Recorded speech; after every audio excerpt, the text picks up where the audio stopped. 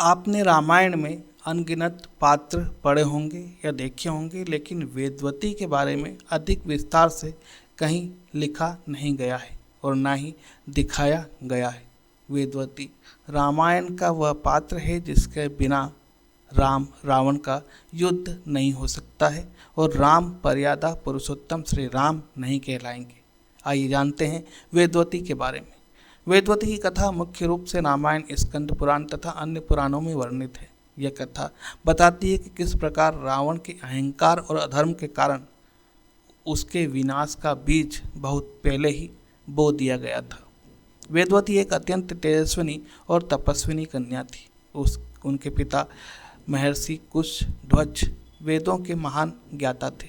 वे चाहते थे कि उनकी पुत्री का विवाह केवल भगवान विष्णु से हो।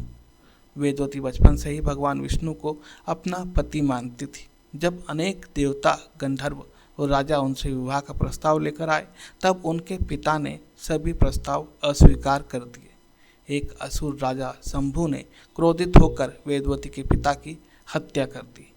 पति के वियोग में उनकी माता ने भी प्राण त्याग दिए। माता पिता की मृत्यु के बाद वेदवती ने भगवान विष्णु को पति के रूप में प्राप्त करने के लिए कठोर तपस्या प्रारंभ कर दी।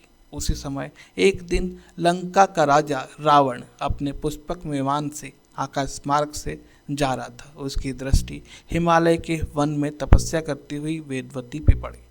वेदवती के अलौकिक सौंदर्य को देखकर रावण मोहित हो गया।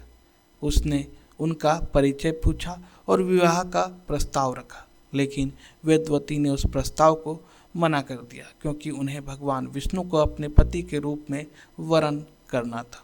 वेदवती के इनकार से रावण का अहंकार आहत हो गया। उन्होंने उनका उपहास किया और बलपूर्वक उन्हें स्पर्श करने तथा अपने साथ ले जाने का प्रयास किया। वेदवती ने रावण को चेतावनी दी, लेकिन वह नहीं माना।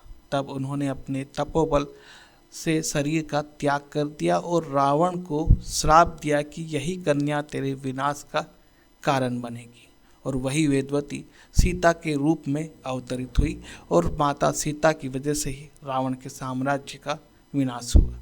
इस कहानी से हमें यह शिक्षा मिलती है कि किसी को इतना परेशान नहीं करना चाहिए कि वह आपके विनाश का कारण बने। धन्यवाद।